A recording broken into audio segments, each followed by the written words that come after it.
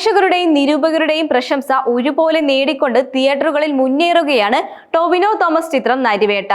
2003 മുത്തങ്ങ സമരവും അതിനു നേർക്കുള്ള പോലീസ് ആക്രമണവും പ്രമേഹമാക്കിയാണ് നരിവേട്ട ഒരുക്കിയിരിക്കുന്നത്.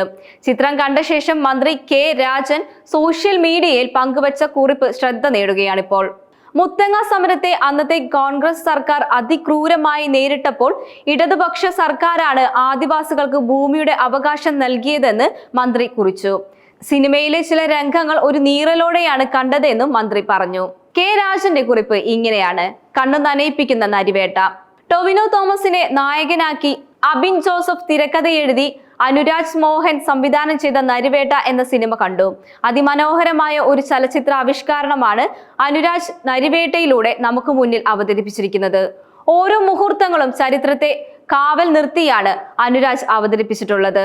ഒരുപക്ഷെ തന്റെ ജീവിതാനുഭവങ്ങളിലൂടെ പകർന്നു കിട്ടിയ കരുത്തും ഇത്തരമൊരു സിനിമ അവതരിപ്പിക്കാൻ അനുരാജിന് കാവലായിട്ടുണ്ടാവും. ഓരോ അഭിനേതാക്കളും അവരുടെ കഥാപാത്രത്തെ മനോഹരമാക്കി. വർഗീസ് എന്ന പോലീസുകാരന്റെ വേഷം വളരെ മികച്ച രീതിയിൽ ടൊവിനോ അവതരിപ്പിച്ചിട്ടുണ്ട്. എടുത്തു പറയേണ്ടത് പ്രണവ് ടെഫിന്റെ അഭിനയമാണ്. താമിയെ തന്റെ ഉള്ളിൽ ആവിഷ്കരിച്ച് തന്നെ പ്രതിഫലിപ്പിക്കാൻ പ്രണവിനായി. അതുപോലെ തന്നെയാണ് സിനിമയുടെ ഛായാഗ്രഹണവും. പ്രശംസ അർഹിക്കുന്നത് തന്നെയാണ്. ഉയർന്ന നിലവാരത്തിൽ തന്നെ ഈ സിനിമ പ്രേക്ഷകരിലേക്ക് എത്തിച്ചതിന് അണിയറ പ്രവർത്തനങ്ങൾക്ക് അഭിനന്ദനങ്ങൾ നേരുന്നു.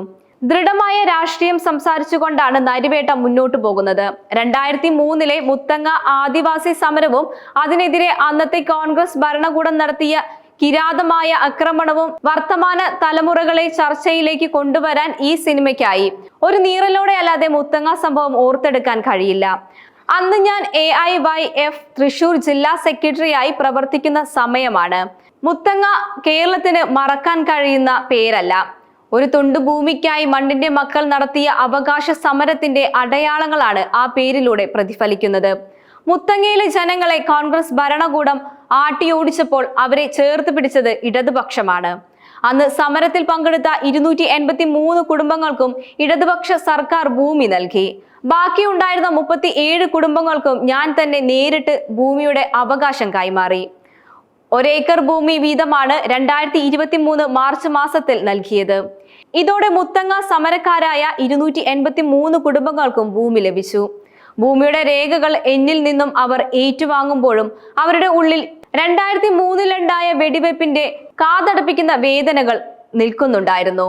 എന്നിൽ നിന്നും കൈവശ അവകാശ രേഖ ഏറ്റുവാങ്ങാൻ വന്ന വള്ളിയും നങ്ങിയും പേളിയും ശാന്തിയും വലിയ സന്തോഷം പ്രകടിപ്പിച്ചത് ഇപ്പോഴും എനിക്ക് ഓർമ്മയുണ്ട്. അന്ന് കേരളം ഭരിച്ച കോൺഗ്രസ് നേതൃത്വത്തിലുള്ള സർക്കാരിന്റെ നിർദ്ദേശമനുസരണമാണ് പോലീസ് മുത്തങ്ങയിൽ സമരം ചെയ്യുന്ന ആദിവാസികൾക്കെതിരെ നിറയൊഴുക്കിയതും ക്രൂരമർദ്ദനത്തിന് ഇരയാക്കിയതും. അവർ താമസിച്ച സ്ഥലങ്ങളിൽ നിന്നും ദിവസങ്ങളോളം മാറി നിൽക്കേണ്ടി വന്നു.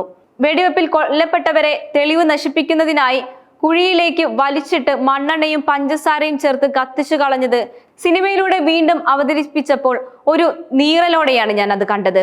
അന്നത്തെ വെടിവെപ്പിൽ കൊല്ലപ്പെട്ട ആദിവാസിയായ ജോഗിയുടെ മകൾ സീത 2006 LDF സർക്കാർ റവന്യൂ വകുപ്പിന്റെ ജോലിയും കുടുംബത്തിന് 10 ലക്ഷം രൂപയും ധനസഹായവും നൽകുകയുണ്ടായി.